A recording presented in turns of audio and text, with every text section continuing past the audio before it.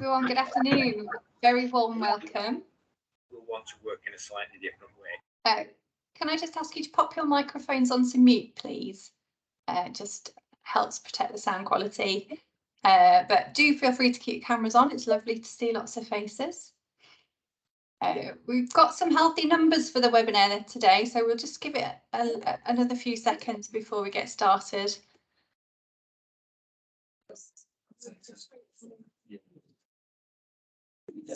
Yeah, there's no point walking all up themselves.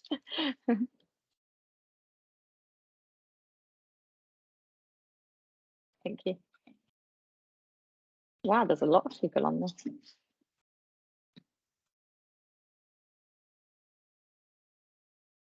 Okay, fantastic. Good afternoon and welcome everybody. So this is our Sustainability Leadership Scorecard User Webinar. There is a bit of history to this. I'm sure many of you are familiar with the tool. We have moved platforms, which is essentially why we're doing kind of a relaunch of what we've got to kind of show you all about the new platform and what it looks like and how to use it.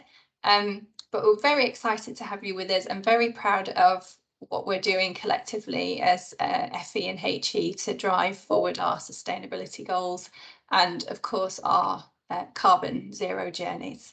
A little bit of housekeeping for you today. Sorry, I haven't introduced myself. My name is Jane White. For those that don't know me, I'm the Executive Director of ORD and with my colleagues on the call today and also Fiona Goodwin, who's the Interim CEO of EAUC. So a bit of housekeeping. We will be recording the session today and sharing it with both associations members that haven't been able to join us and have it as a resource on the website for those that are new to the tool. We will be using the chat function, so please do feel free to ask any comments, questions or make any observations, and then do also raise your hand if you want to come in and speak as a real person. It would be lovely to hear your voices. But that's it in terms of introductions from me, and I will hand you over for the meaty stuff from Fiona. Thanks, Jane. I'm going to share my screen, so hopefully you can see that. So what I'll do is I'll do a live demo through the Sustainability Leadership Scorecard. Just a little very quick pitted history of the scorecard is that it started many years ago as an EAUC tool that was called LIFE, and then ORD developed the green scorecard, and then we merged the two systems together to develop the Sustainability Leadership Scorecard. As Jane says, we have moved platforms, so it just got a bit of a new look and a feel. So I will just take you through that, and just for those that have never used the tool as well, I'll take through you all the steps. I am logged in as a dummy institution, so don't worry, this isn't a real institution's data. This is just dummy data. So you can log in through the Sustainability Leadership Scorecard. If you're an ORD member, you can use your normal ORD username and password. If you're an EAUC member, you can log in with your username and password that's already been assigned to you, or you can register to create a new login. That is a manual process, so it's not an immediate one, but you will get a username and password set to you as soon as we can do that. So to start off with, we have your welcome page here. And I think the key thing here is to really point to this user guide on the left-hand side of this menu. That really does take you through step by step all of the sections. So don't worry if you can't remember all of the things that I go through today, it's all in the user guide. So when you first come in, the main page you'll come to, oh, sorry, booked me out all again already, is that you'll come to this page, which is called the dashboard page. This gives you a really clear overview in terms of where you are across all aspects of sustainability. So this pie chart is sort of a real overview of your whole institution's approach to sustainability. Now, the scorecard is broken out into 4 priority areas, which are leadership and governance, estates and operations, partnership and engagement, and learning, teaching and research. And within each of those 4 priority areas, we then have various frameworks that come under those headings. So in this pie chart here on the left, basically the lines mean basically what your target is and what your current stance is. So here you can see that you've got student engagement, you've got your target set to be 75.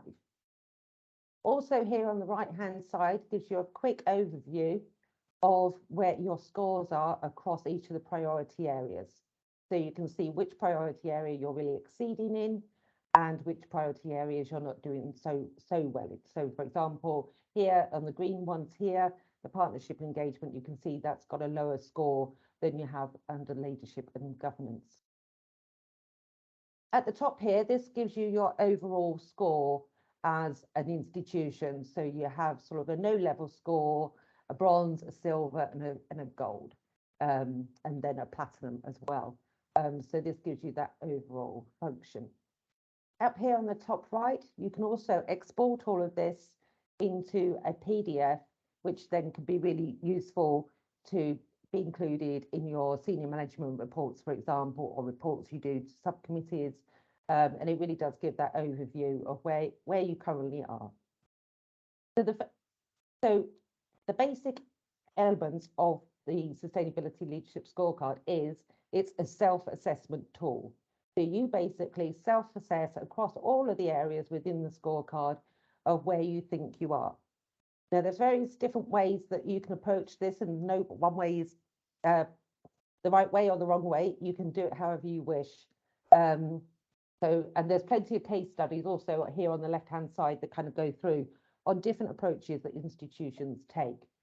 So it might be that you have an overall sustainability person, for example, that takes management of the data across all of the areas, and they could then, it's a really good engagement tool to then go and talk to your colleagues in all the different areas to really engage them and go through the scoring together.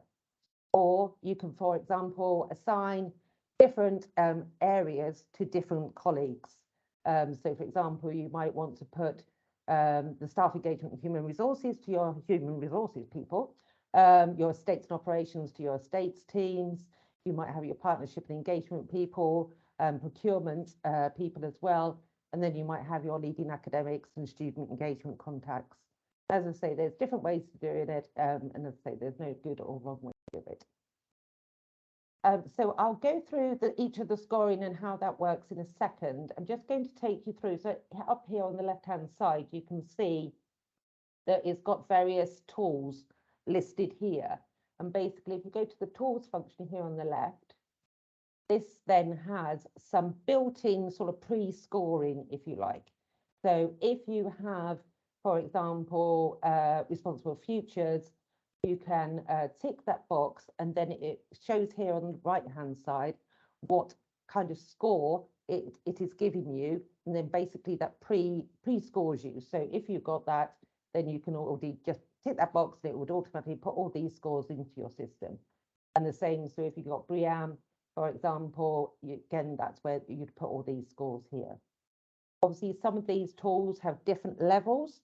So we have had to make an assumption of which level. So for example, the BRIAM one assumes that you have got a very good rating, and that's been achieved for all new buildings in the last 5 years. And for example, the flexible framework, that's being achieved by level 2. So all of the information is there, so you can do that. So basically, that just really helps consolidate what you may already have in place in your institution. So then if we then go to the score section, then this is where you can see each of these frameworks per the priority area. And again, here on the right-hand side, it tells you what level, what your percentage is, and what your status is. So, and you can go through. So if you wanted to look at which ones had no level, as in you haven't put, you really haven't got a score in that section there, you can do that. You can look at specific priority framework. So if you wanted to look at that, or if you wanted to look at a particular sorry, I need to untick all of those together. So then you can see all of the estates and operations, for example. So if we just go into one of them for scoring, I'll just go into biodiversity just for argument's sake. Basically, each of these frameworks, they all work in exactly the same way.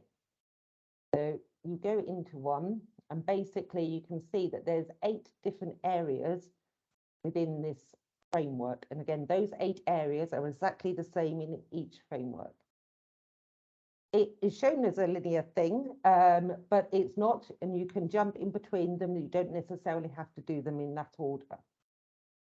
So then this is where you then basically put your scores in. So here is some draft wording, what you have, and obviously there's going to be different words that you may use within your institution. So for example, we use policy, but it might be that you have a strategy.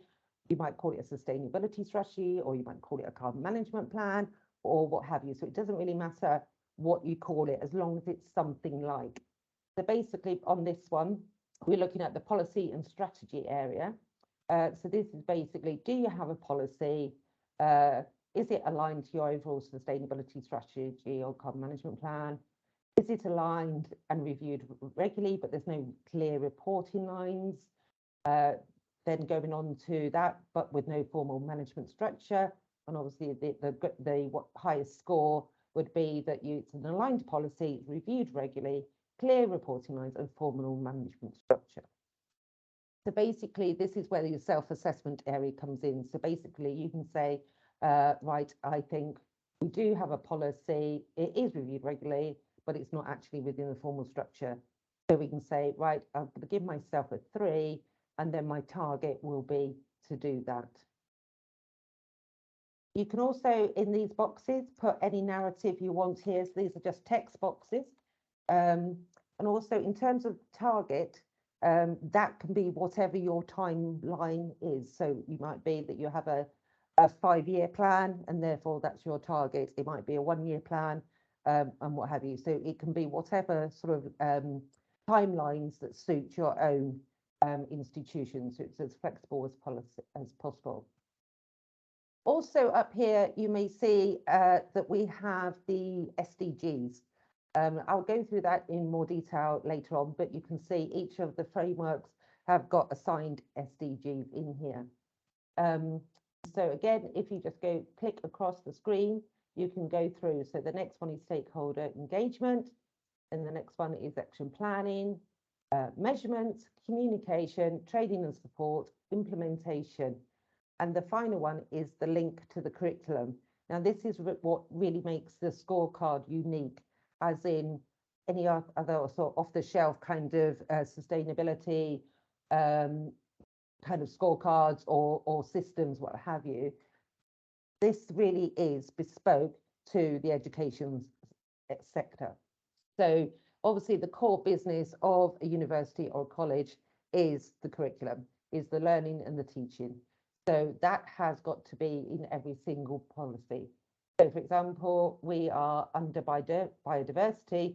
So it's all, how is biodiversity linked with your curriculum or your research?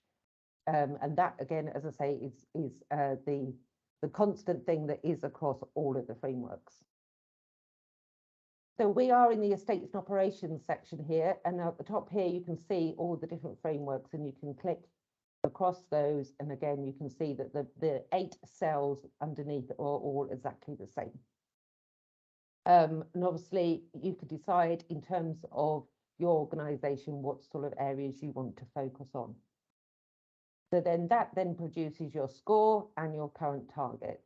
And then you can go through. As I say, these 8 cells, it's not meant to be a linear, so you don't have to start at the policy and strategy. It might be that you actually are doing a lot of implementation and performance and measuring, but actually you don't have your policy and strategy quite in place. So you might then have to think, okay, how am I going to engage my stakeholders? What training and support is needed for the team? So you can, as I was trying to illustrate, you can jump across all of these at any time. So once you have put in all your scores, you can then, a real feature of this is that you can then compare your scores to a variety of different factors. You can choose to compare with your region. So for example, if you click region and you say, I want to compare to the average of the Northeast, you can see here where your scores are exceeding what the average is for the Northeast in water, for example. You can also go under type. So you can choose FE or HE. So if you put FE in, then that then shows you again the average of scores across the sector for FE. You can also actually choose a specific university or college that you want to compare yourself to. It might be a neighbouring college or university, or it might be just a university that you kind of really think is one of your peers. So I thought, argument's sake, I've just clicked on Aston. So then again, this is comparing my scores to Aston scores. So again, it's really just useful to then have that really comparison. Obviously, the key part of the scorecard is to really help you improve your performance. So for example, you might say, I'm not doing so well in food and drink, but it looks like Aston is doing really well in food and drink. So let's get in touch with them and see what they're doing. And you can really then kind of share best practice across the sector to really give you that help. Another way that you can do this is through a map. Now, this is Google Maps. The Leeds Arts University is not really in the North Sea. So it does have a few tricky things. But here again, so if I go back into here, you can see you've got two different coloured dots. The red ones are colleges and the blue greeny ones are universities. So if you click on one, for example, again, then you can get the comparison with that particular university or college. You can also select your own groupings. So here, I can't hear anything. you can, we've already put in some sort of default grouping. So if you're a large research institution, then you can compare yourself to the average of that. If you're a large teaching, small teaching, research intensive, etc. But also, for example, if you want to compare yourselves to all the institutions within your region. So for example, there's Leicestershire universities here, so as de Montfort, Loughborough and Leicester in that. So you can choose which ones. So if there's specific universities that you would really like to compare yourself with, you can make that grouping here. So the next bit is the Sustainable Development Goals. So as I said earlier, each of the frameworks have been assigned a primary, secondary and tertiary SDG out of the 17 goals. We have got a default function here, but you may have a particular SDG that you think is more prominent, for example. So for example, here, health and well-being is linked to good health, but actually if you're in a particular area that's got real poverty issues, then that the goal number 1, no poverty, might be more prominent for your institution. So again, there's real flexibility here that you can change these whenever you want, but there's also a reset function up here. So if you want to change, go back to the default, you can at any time.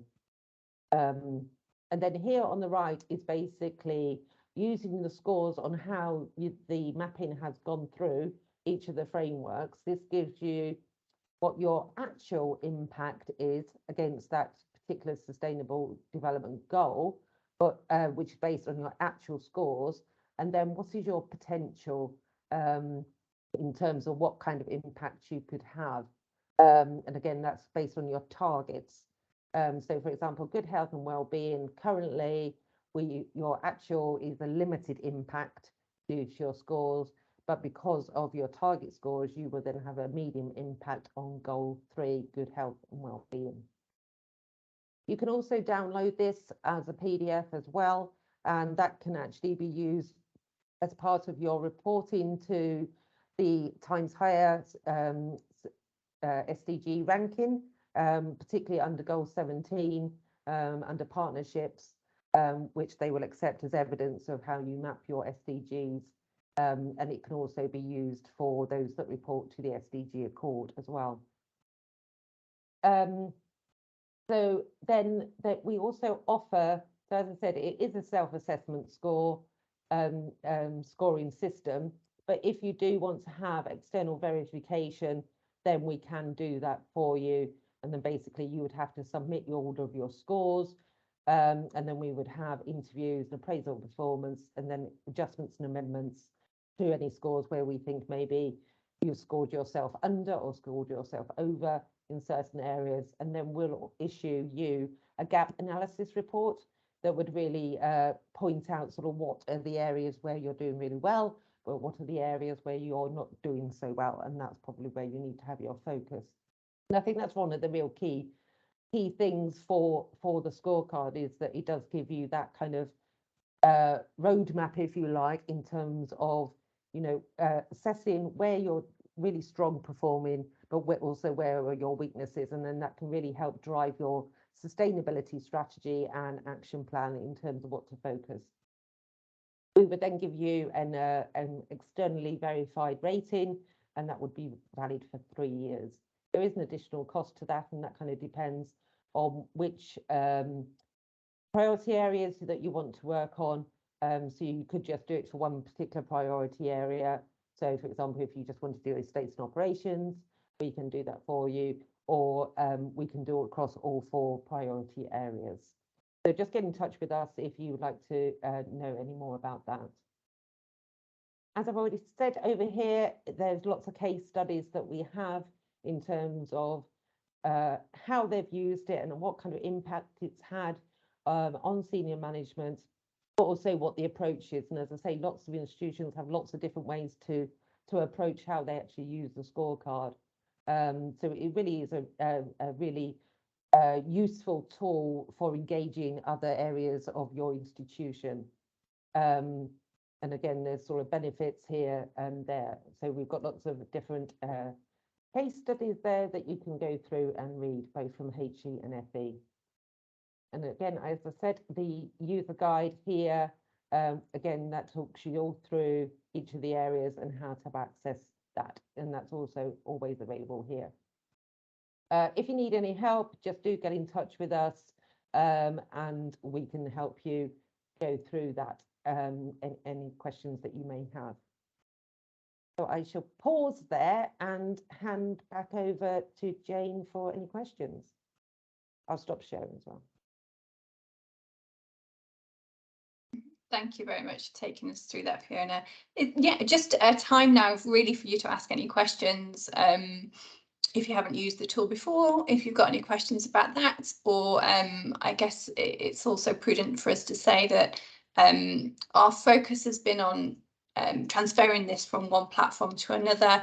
We are aware that, you know, this was built through consultation with HE and FE, and we are due, once we've settled, another round of consultation with you to make sure that it's meeting your needs and that it's covering the areas that it needs to cover for you and the work that you're doing within your university. So, you know, there is scope and plans to keep this evolving to make sure it's constantly current and helpful and relevant to what we're doing. But yes, any questions, please jump in. I've got one in the chat, Fiona. Does the tool automatically save your progress, or do you need to press save throughout? No, it automatically saves as you go. The only bit is probably on the if you're in the SDG section and you change your settings in terms of the mapping, you do have to save that in order to update the right-hand section in terms of what your to link to your scores. But as I say, don't worry. If you do change them, you can just click the reset button and that will take you back to the default. But across all the scores, the scoring area and the methodology, it just automatically saves as you go. Yeah, thank you. Victoria, got your hand up. Yeah, hi. We're looking to use this as part of our SDG times higher education reporting. I'm just wondering if you could just talk through that a little bit more as to how, I know you said you can download the information, but how is that sent just as is? Do you have to add additional information to that in terms of evidence? And So in the Times Higher ranking, I believe you have to choose, is it 3 or 4 SDGs? But one of them is always has to be Goal 17 partnerships. And therefore that is what you can then download on the SDG page, that PDF, and they will accept that as evidence that you are mapping across all the SDGs. okay, so do they then I'm just wondering in terms of examples, would you put the examples in the box where it says under leadership, maybe you'd have where you type, would you put your examples and your case studies in there so that would then download as well? I'm not fully familiar with what you actually have to submit for the Times Higher rankings. So if you need to provide sort of examples, then I suggest you can have the SDG report as a standalone one, but then have supplementary reports where you have the examples for needed. Brilliant, thank you.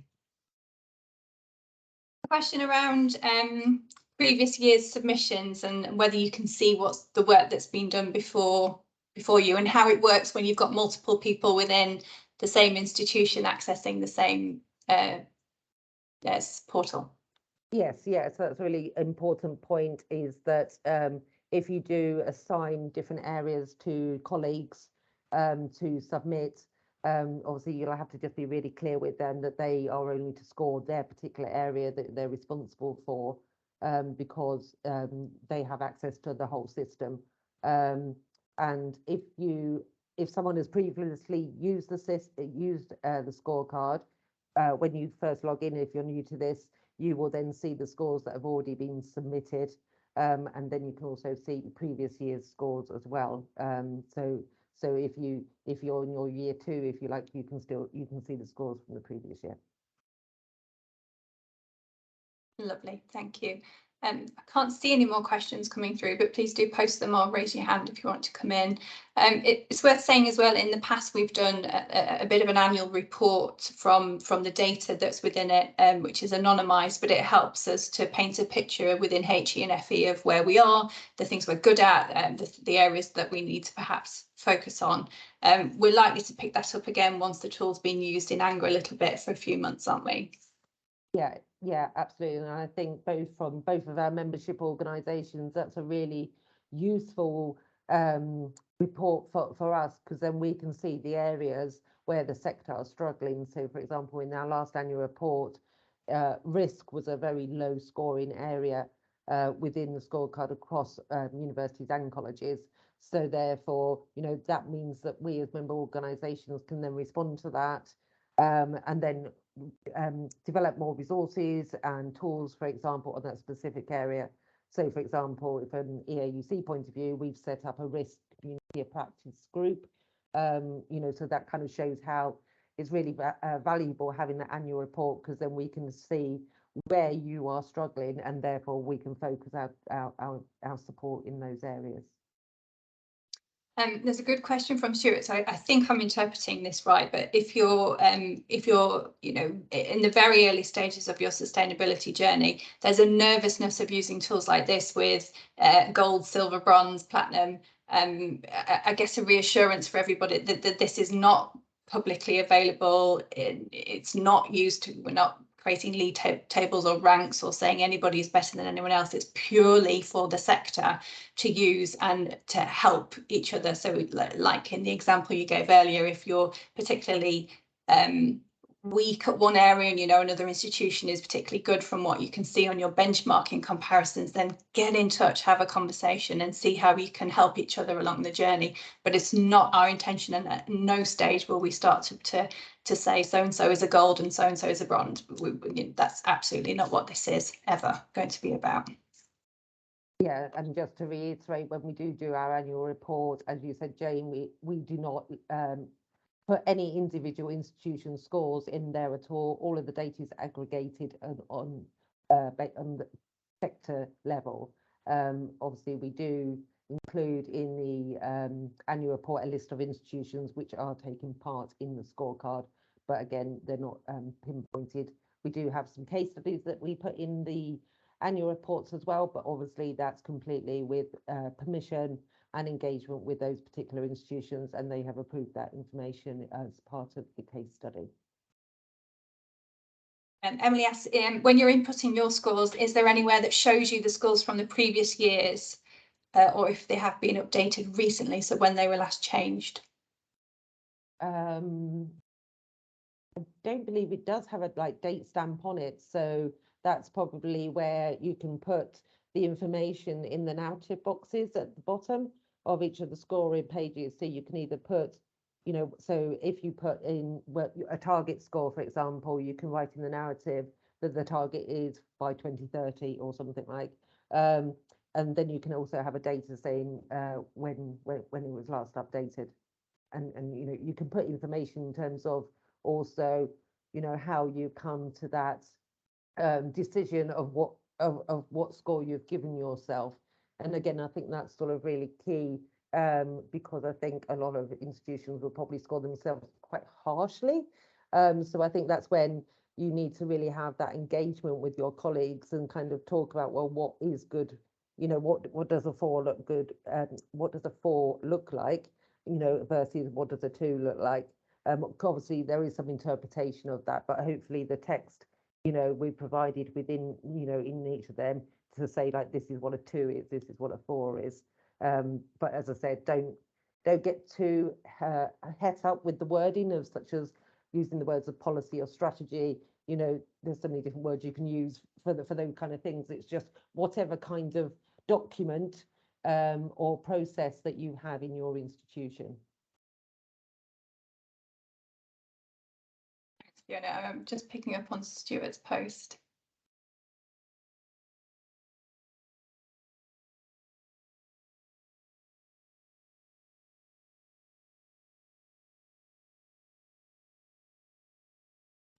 Yeah, sorry, I'm a slow reader. Yeah, there is a lot of kind of information out there about universities and SOS, the Students One portal do something. People and Planet League Table is also still going. And yeah, you're right. Students are far more switched on and driving on this topic as they should be. And there is that cognizant journey that students are using this information to plan their decisions and where they're going. Usually the methodology for those is the information that's gathered from either freedom of information requests or what's publicly available on your websites. And I think whilst some of those methodologies might be flawed, the intentions are there and are right, but it's certainly nothing that we intend to do in terms of the work that we're doing here with the Sustainability Leadership Scorecard. Yeah, just to reiterate, well, yesterday a new sustainability ranking was released by QS, which was a global ranking, and again that was very much aimed at students in order to help them make decisions about where they study. So again, that's kind of really showing, you know, this is becoming a student expectation in terms of institutions, you know, really taking action in these areas. Yeah. A question, is the scorecard a live view? This is okay as an internal control, but will need a log. Is there a log? I don't think there is. I'd have to go back to our new providers and double check that in terms of the log, but it is a live view. So you can have different logins for different colleagues, or you can just have the one login, for example, for an institution-wide. So it's up to you, but just do be aware that, as I say, it is access to the whole system. So they can change the scores in all of the areas as well. So you just need to really sort of lay out what their parameters are if you want them to have any parameters. Thank you. Thomas. The question was for me. The reason I asked Fiona is that if we're going to use this as a scorecard and properly risk assessment, we do need to keep a history of where we've been as well as targets of where we're going. So could that be added? So it keeps the previous years, we call it the previous year, but it might be a different time zone depending on our timeline. So if you've got a 5 years plan, for example, where it says last year, that could be 5 years ago. So it's up to you to interpret that timeline. So yes, so it does keep that, but that's the only information it does keep at the moment. Okay, thanks. Yeah, there is the option to keep that narrative written alongside. So potentially you could download it once a year or just update the narrative. When we do our annual report, we take a snapshot in time of where we are, but we don't necessarily save the data. It's a very good question, Thomas. And in terms of iterations of the scorecard, it will be something that we can have a look at. Yeah, and I think that's a really valid point, Jane, in terms of, we want this to be as useful to the sector as possible. So any, suggestions, and Jane says, once we've sort of had a bit of time, there's people using it, then we'll sort of go out with sort of consultations in terms of, what the improvements we can make. Yeah. Okay, thank you.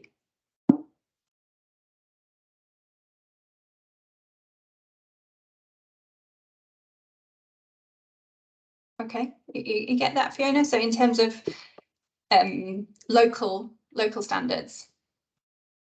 Yes, yeah, and you've said that planning requires you to follow that instead of BREEAM. So I guess depends really. Obviously we've mapped sort of the main tools, but obviously there will be lots of other tools that institutions use, and again that can be something that we can future develop in terms of more tools and what have you. But we are trying to keep sort of them to be the standard sort of UK-wide tools that are there. So it probably depends what's within your local authority's environmental standard, to be honest, so in terms of how you interpret that. And I guess whether you think it can be mapped roughly onto BREEAM, so you can take account of it within your scorecard, even though it's not specifically the Green Apple scheme that your local authority uses. Okay, great. So yeah, there's a suite of helpful resources on the website for your user guide. This video will be added and different materials as well. So, please do use it. Have a go with it. Give us your feedback on how you're finding it, and we will constantly keep you informed about any developments and communications with you. But thank you very, very much for being a part of this, and it's great to have your interactions. Thank you. Thank you, everyone. Thanks. Goodbye.